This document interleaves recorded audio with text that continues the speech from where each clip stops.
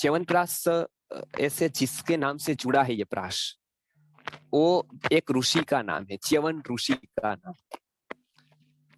तो कहानी ऐसी है कि वो एक आश्रम में तप कर रहे थे और राजा वहां से निकला और उसकी जो वो तप कर रहे थे एक जगह पर बैठकर, और उसकी जो पुत्री थी उसने वो कोई एक सलाकाली लकड़ी की और उसको कुछ खेल रही थी, उसमें वो जो तप कर रहे थे तो उसकी आंखों में लग गई है, तो उसकी आंखें चली गई, ऐसा कहते कि आंखों में कोई चोट आई। तो उसके बाद उसकी सेवा के लिए वो वहां रह गई आश्रम में, क्योंकि वहां पर उसकी गलती थी। और उसके बाद अश्विनी कुमार आए और इसको नवजीवन देने के लिए, उसको पुनः यौवन प्राप्त कराने के लिए कुछ औषधि दी। उसमें से एक प्रयोग अश्विनी कुमार ने उसको दिया। तो वो योग जो अश्विनी कुमारों ने उसका फॉर्म्युलेशन किया, जो देवों के वैद्य कहे जाते थे, मतलब बहुत प्रसिद्ध वैद्य थे उस समय के, तो उनका नाम हुआ च्यवन। और वो च्यवन का जो जर्जरित देह था, जो रोग थे बहुत सारे, और रोग चले गए और एक शरीर उसका स्वस्थ बन गया, अच्छा बन गया। तो ये एक अच्छा बन गया, तो वो रसायन प्रयोग उनको करवाया था। वो रसायन प्रयोग करवाया था तो उसको कुछ औषधियों का प्राशन बना कर दिया पहले। वो प्राशन का नाम बाद में धीरे धीरे आते आते च्यवन प्राश बना, क्योंकि पहली बार इसको कंज्यूम किसने किया उसके नाम से पड़ा है, बनाने वाले नाम से नहीं पड़ा है। आयुर्वेद की औषधियां ज्यादातर बनाने वालों के नाम से होती है, लेकिन ये ऐसी एकमात्र औषधि है जो सेवन करने वाले व्यक्ति के नाम से प्रसिद्ध हुई है। जिसने कंज्यूम किया है वो च्यवन ऋषि थे। तो क्या लाभ है उसके? तो च्यवनप्राश ऐसे आंवले उसमें पड़ते हैं, गाय का घी होता है, और थोड़े टाइम में हम उसकी एक वीडियो आपको दिखाएंगे जब यहाँ पर हमारा बनेगा च्यवनप्राश। एक तो वीडियो शूटिंग उसका करने वाले इस बार, और आपको दिखाएंगे कि किस तरह से वो बनता है। तो उसका तो हम करेंगे थोड़ी व्यवस्था करके और उसको, लेकिन एक है कि वो एक बहुत अच्छा प्राशन है। आम्ल की रसायना नाम, ये चरक सूत्र के अनुसार आंवला ये शरीर के जो घिसे हुए कोष है उसको नवजीवन प्रदान करता है। इसके लिए आंवला एक बहुत ही अच्छी औषधि और बहुत ही अच्छा एक टॉनिक है पूरे विश्व में, क्योंकि उसमें विटामिन सी का बहुत बड़ा स्रोत है। इसके लिए रोग प्रतिरोधक क्षमता बढ़ाने के लिए, अनेक रोगों से बचने के लिए, और शरीर को जो कोष होते हैं उसको नवयौवन देने के लिए वो आंवला बहुत ही उपयोगी होता है। तो आंवले का ही मुख्य रूप से लेकर फिर उसमें बहुत सारी औषधियां है, प्रक्षेप द्रव्य है, उसके बनाने की विधि है जिसको हम पूरा समझाएंगे कि किस तरह से उसको बनाना है। आप भी बना सकते हैं, लेकिन उसमें थोड़ी विधि कठिन होती है। उसका पाक देखना पड़ता है, उसको कितना पकाना वो देखना पड़ता है, तो बहुत ही श्रम लगता है उसमें, बहुत लेबर वर्क होता है।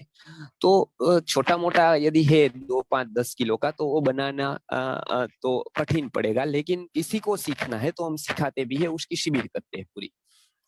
और उसमें बहुत सारी बहुमूल्य भस्म है वो डालते हैं, उसमें बहुत सारे प्रक्षेप द्रव्य है, इलायची से लेकर, लौंग से लेकर, तेज पत्ता से लेकर, केसर से लेकर, ये सब कुछ। तो इससे वो टेस्टी बनता है, मतलब एक टेस्ट आता है उसका।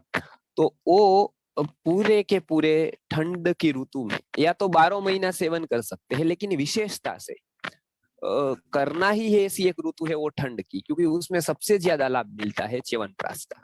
बाकी 12 महीने ले सकते हैं, कोई तकलीफ नहीं है।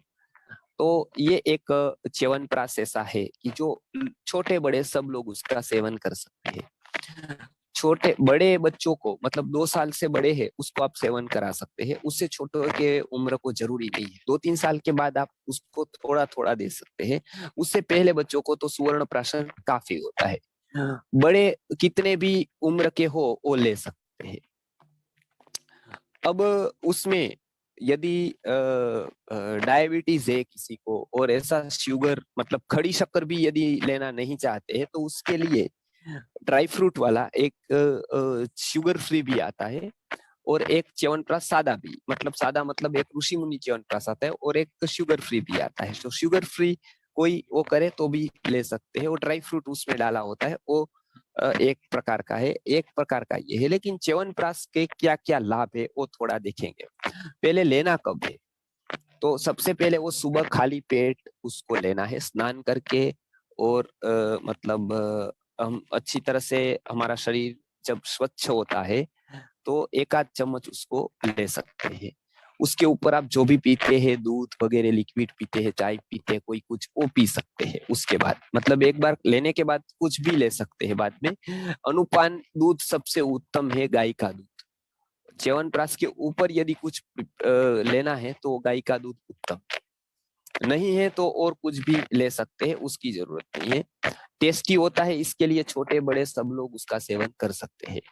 क्या फायदे हैं, तो खास करके स्टेमिना के लिए, रोग प्रतिरोधक क्षमता बढ़ाने के लिए, शरीर को कोषों को नवजीवन देने के लिए ये च्यवनप्राश बहुत ही उपयोगी होता है।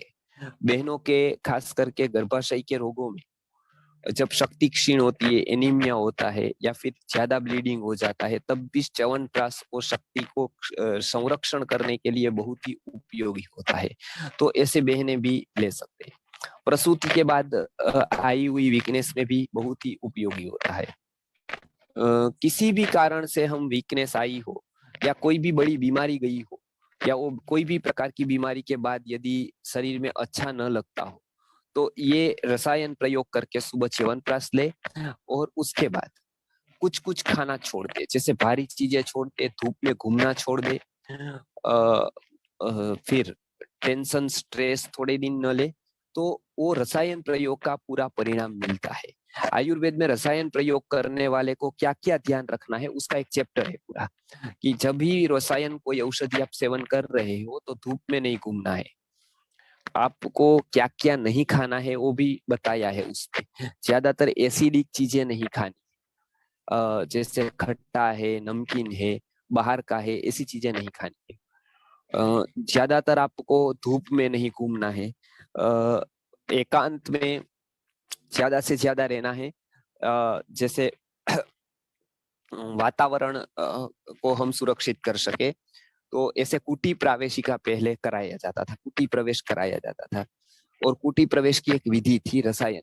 आज नहीं कर सकते हैं तो आज कम से कम धूप में न घूमे, लेकिन च्यवनप्राश का वो लोग सेवन कर सकते हैं। युवा भी सेवन कर सकते हैं, बच्चे भी कर सकते हैं, वृद्ध भी कर सकते हैं, बड़े लोग जो होते हैं वो वृद्ध भी कर सकते हैं। उसको एक चम्मच लेना है सुबह में, और यदि आपकी पाचन शक्ति अच्छी हो तो शाम को भी एक चम्मच ले सकते हैं 6-7 बजे। भोजन से कितनी देर पहले लेना है, आधा घंटा या 1 घंटा पहले लेना है। ये सुबह खाली पेट लेना है, और शाम को भी 5-6-7 बजे या सोते वक्त भी ले सकते हैं। किसी भी औषधि के साथ इसका सेवन किया जा सकता है, उसमें कोई हानि नहीं है। खास एक ध्यान रखिए कि जिसको कोई दांतों में तकलीफ हो, और ये तो च्यवनप्राश लेने के बाद उसको मुंह एक बार साफ कर देना है, और वो या तो कुल्ला कर दे ताकि वो दांत में चिकनापन न रहे, ताकि दांतों के और कोई रोग न हो। कभी भी आप हनी खाते हो, च्यवनप्राश खाते हो, ऐसी कोई भी चीज खाते हो लेह्य जो दांतों में चुप मतलब चिपकता है, तो खास आपको ध्यान रखना है, उसको खाने के बाद एक बार आपको दांतों में उंगली घुमा कर, ऐसी कोई भी चीज खाने की हो, पीने की हो, च्यवनप्राश जैसी हो या कोई भी हो जो चिपकती है, उसको खाने के बाद एक बार आपको अवश्य ही मुंह को साफ करना है, ताकि वो दांतों पर न लगे, और दांतों पर लगने से जो कृमि वगैरह होते हैं वो हो ना। तो ये एक ध्यान रखना है। बाकी ये कर सकते हैं, फ्रीज में रखने की उसको जरूरत नहीं रहती है, रूम टेम्परेचर पर ही वो अच्छा रहता है। धूप न लगे ऐसे स्थान पर उसको रखे तो रूम टेम्परेचर पर वो अच्छा रहता है। कोई भी रोगी इसको खा सकता है, किसी भी जिसकी पाचन शक्ति अतिशय मंद हो वो थोड़ी कम मात्रा में उसका सेवन करे। बाकी जो सेवन करना है वो 1 से 1.5 चम्मच उसको सुबह में और शाम को भी सेवन कर सकते हैं उसका, च्यवनप्राश का। तो ये इतनी जानकारी मेरे हिसाब से, और रोगों की दवाई है तो उसके लिए कोई हानि नहीं है। ये एक फूड सप्लीमेंट है, जैसे हम घी लेते हैं, जैसे घी की आइटम लेते हैं, जैसे विभिन्न प्रकार के पाक खाते हैं, उस तरह से ये च्यवनप्राश का सेवन एक फूड सप्लीमेंट की तरह बहुत ही अच्छा परिणामदायी रहता है। तो जो लोग इसको करना चाहे सेवन, तो वो च्यवनप्राश का सेवन कर सकते हैं जी। तो ये आज थी कि च्यवनप्राश के बारे में, बहुत ही प्रसिद्ध है। अब उसमें संस्कृत आर्य गुरुकुलम शुगर जो सल्फर वाली होती है उसका उपयोग कभी नहीं करता है। ज्यादातर बाहर के च्यवनप्राशों में आता है वो शुगर जनरली, लेकिन हम खड़ी शक्कर का घी में भी वो गिर गाय का घी का उपयोग करते हैं प्योर। और ऐसी बहुत सारी जो औषधियां होती है वो भी ज्यादा से ज्यादा हम प्योर ही, मतलब हो सकते हैं वहां पर ऑर्गेनिक, और हो सकते हैं वहां पर जो ताजी ही मिल जाए उसी का उपयोग करते हैं।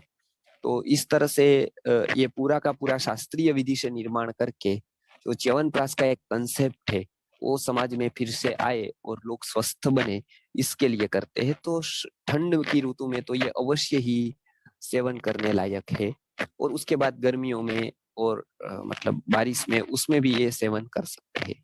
तो ये जो आज बताना था मुझे, उसी की तरह से एक मेद्य रसायन करके है, उसमें दो विधि है, तो उसकी बात हम आगे करने वाले हैं। ये किन लोगों को ये सेवन करना है, तो अभी तो सभी लोगों को, शारीरिक अक्षमता हो, अशक्ति हो, दुर्बलता हो, या कुछ न हो, लेकिन शरीर को एक नई चेतना के लिए, एक उत्साह के लिए, एक स्टेमिना के लिए, नए कोष को जीवंतता देने के लिए च्यवनप्राश का सेवन सब लोग कर सकते हैं।